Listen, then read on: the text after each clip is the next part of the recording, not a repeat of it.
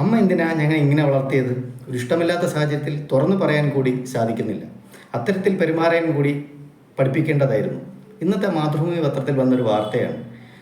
ഒരു CI ആത്മഹത്യന് മുമ്പേ അമ്മയോട് പറഞ്ഞ വാക്കുകളാണിത്. ഇന്നത്തെ കാലത്തിൽ ഇതിൽ വളരെ പ്രസക്തിയുണ്ട്.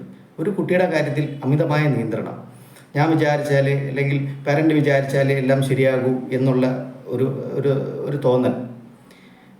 ഒന്നിനും സ്വതന്ത്രമായിട്ട് വിടത്തില്ല, എല്ലാ കാര്യത്തിലും അമിതമായ നിയന്ത്രണം ഒക്കെ.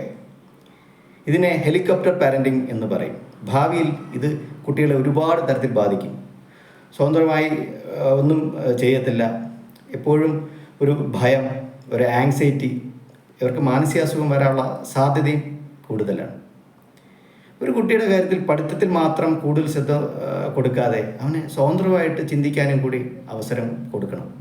നമ്മുടെ കൂടെയൊക്കെ പഠിച്ചവരിൽ ബാക്ക് ബെഞ്ചിലിരുന്ന ആൾക്കാരെ ഒന്ന് ഓർത്ത് നോക്കണം, അല്ലെങ്കിൽ ഇപ്പോഴൊന്ന് അന്വേഷിച്ച് നോക്കണം.